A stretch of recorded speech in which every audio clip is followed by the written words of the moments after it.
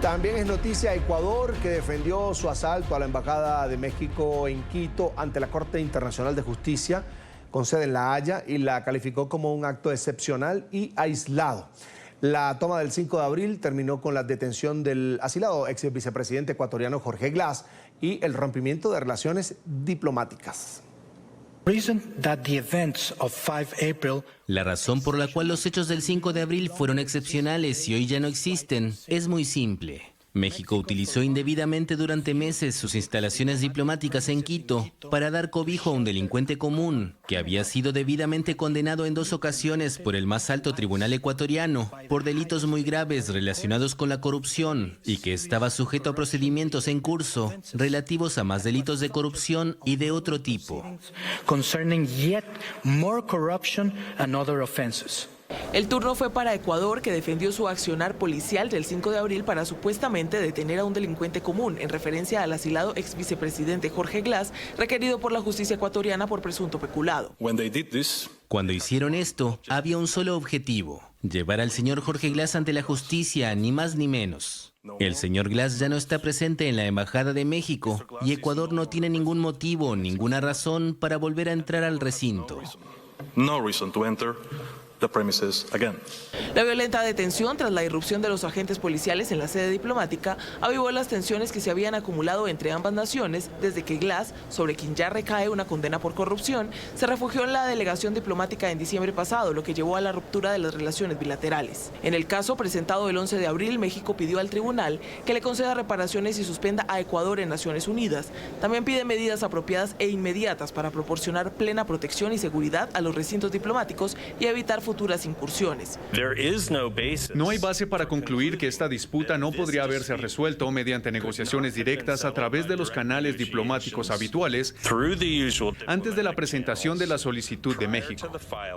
El lunes, Ecuador presentó una demanda ante la Corte en la que acusa a México de utilizar su embajada para proteger a Glass de la aplicación de la ley penal por parte de Ecuador y alegó que sus acciones constituyeron, entre otras cosas, un flagrante uso indebido de las instalaciones de una misión diplomática. Además, solicitó a la CIJ que determine que las acciones de México incumplieron una serie de convenciones internacionales. Por el momento no había fecha para revisar el caso presentado por el gobierno de Daniel Noboa. Quiero saludar a esta hora a Esteban Santos, analista político, abogado internacionalista. Está en pantalla. Bienvenido a NTN 24. Muchísimas gracias. Un placer de estar en el espacio. Es un gusto. Lo primero, ¿en qué consiste la demanda de Ecuador a México en la Corte Internacional de Justicia? El Ecuador lo que está haciendo jurídicamente es reconvenir. Entonces, recibimos una primera demanda por la violación flagrante, y hay que decirlo, del artículo 22 de la Convención de Viena, este principio sacramental en las relaciones internacionales de la no intervención en asuntos internos. Entonces, México demanda al Ecuador. Y lo que acaba de hacer el Ecuador es, justo antes de que inicie el memorial de la contestación, de la presentación de la demanda mexicana, pues el Ecuador intenta un poco nivelar la cancha. Y al nivelar la cancha lo que estamos diciendo es, espérese un segundo, porque existen violaciones que México debe responder a la luz del derecho internacional. Y Ecuador básicamente ha presentado un comunicado en donde establece cuáles son estas violaciones y cómo esto ha empezado desde el 17 de diciembre del 2023 a decir del Ecuador. Y muy resumidamente, el presidente Andrés Manuel López Obrador se permitió decirle fascista al presidente Noboa. Se permitió decirle que usted está en el gobierno solo porque se dio un magnicidio en la campaña presidencial. Y en resumen, lo que estamos diciendo en esta primera parte es: hay un principio también igual de sacramentado en las relaciones internacionales, que es la no injerencia en asuntos internos, y usted lo ha hecho y con creces. Pero lo más delicado de todo esto es que ambos estados, Ecuador y México, somos suscriptores de la Convención de Caracas de 1954. Y en resumen, lo que está en disputa es que el artículo 3 de la Convención dice que usted no puede entregar un asilo político a una persona que haya sido condenada por delincuencia común. En el caso ecuatoriano, estamos hablando del expresidente Jorge Glass, que ha sido condenado ya y sentenciado. A falta de una, tiene 2 condenas en firme y está siendo investigado también por otras, por corrupción. Y corrupción, pues, es un tema de delincuencia común, ergo, México también debería responder sobre esto. Y esto es, en resumen, insisto, lo que el Ecuador trata de presentar y pide también a la Corte que se pronuncie al respecto de este actuar mexicano. Ahora, Esteban, la defensa estará liderada por Michael Wood, abogado inglés, Sean Murphy, docente universitario, también Alfredo Crosato, está en el equipo, asesor, abogado litigante del Perú, y Omri Sender, abogado israelí. Le pregunto, ¿también harán parte abogados del Ecuador? ¿Cuál es su análisis sobre este equipo de defensa que presenta Ecuador? Hay abogados también ecuatorianos, básicamente está el director jurídico del Servicio Exterior de Cancillería y también la Dirección de Patrocinio Internacional de la Procuraduría General del Estado, que van a acompañar también a esta comitiva. Y claro, el Ecuador no solo que, como tú bien lo señalas, ha contratado abogados con un alto perfil en Derecho Internacional Público, sino que además, y esta también es una parte interesante de las reglas del juego de la Corte Internacional de Justicia, es que el artículo 31.2 y 31.3 del Estatuto de la Corte faculta a todo Estado miembro que ha sido requerido o requirente en una causa de poder nombrar a un juez de su propia nacionalidad o en su defecto a un juzgador ad hoc para que pueda actuar en esta causa. Y el Ecuador lo que ha hecho también es ha nombrado un juez de nacionalidad neozelandesa de apellido McRae, que también tiene una alta credencial dentro de la Corte y en la espera pues de la defensa de los intereses ecuatorianos. Pero concluyo diciéndote que en esta primera semana, lo primero, ya tuvimos la comunicación mexicana, ya tuvimos estos alegatos iniciales y esto se centra en dos cosas: en que exista lo que se conoce jurídicamente como un consentimiento prima facie, porque usted, Corte, si tiene competencia, jurisdicción y competencia para conocer, y lo propio que va a pasar con respecto a las medidas cautelares que el Estado de los Estados Unidos mexicanos han así pedido. Es decir, en su opinión, ambos países incurrieron en algún tipo de violación diplomática y nos enfrentamos ahora a una situación diplomáticamente bizarra, si se puede llamar de alguna manera. Sí, absolutamente. Mira, el Ecuador en su historia reciente tuvo dos conflictos serios con Colombia. La una es lo que conocemos el ataque a Angostura, cuando se reconoció que Fuerzas Armadas colombianas invadieron pues suelo ecuatoriano y bombardearon y mataron en su momento al número 2 de las entonces FARC, al señor Raúl Reyes. Y entonces esto causó todo un revuelo, porque un país ingresó militarmente al otro y bombardeó ese suelo.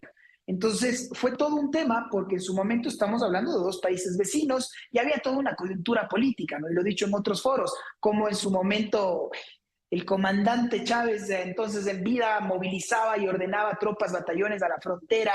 El entonces Fidel Castro decía que campanas pues, de guerra surgen en la región, e incluso hasta Juanes, el colombiano, les llamaba al ecuatoriano Juan Fernando Velasco para cantar en el puente de Rumichaca. Bueno, la presión fue tal que se obligaron a los dos gobiernos, se armó una cumbre de las Américas para que los dos presidentes, Correa y Uribe en su momento, se digan de todo, se dijeron de todo, pero finalmente hubo humo blanco. Colombia pidió disculpas, dijimos que esto no iba a volver a darse, pero un poco el discurso estuvo ahí. Ecuador decía, ya tenemos presidente, tenemos a Rafael, el hombre duro, y Uribe decía, no importa dónde vayan, voy a ir y los voy a atacar, y los dos presidentes subieron exponencialmente en su popularidad. Bueno, conclusión, hubo un reconocimiento de un Estado, una petición de disculpas, y lo que se dijo van a ser foros bilaterales para que la diplomacia prime y que no volvamos a un conflicto armado. Hoy el presidente Petro suspendió estos gabinetes bilaterales justamente en atención a lo que Andrés Manuel López Obrador pide, esta condena a favor de México y en contra del Ecuador. Eso es lo que esperamos, que un poco la eruptiva del conflicto vaya bajando.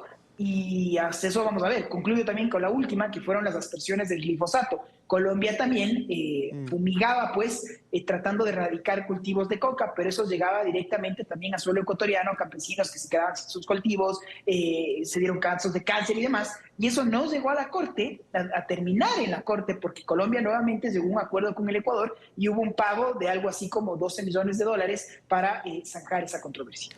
Quiero que hablemos ahora de la presión internacional. ¿En qué está perdiendo Ecuador con este conflicto que desde algún punto de vista pudo haberse evitado? Se pudo haber evitado sin duda alguna. Yo espero que los presidentes estén a la altura de la historia. En este momento puedo reconocer que en mi criterio ninguno de los dos lo está. Andrés Manuel López Obrador quiere hacer de esto su causa política, porque recordemos que en México hay elecciones en este junio, y claro, esto es un tema que puede unir, ¿no? Entonces México se respeta y tratar de tener una identidad país a través de este enemigo que se lo quiera presentar así común.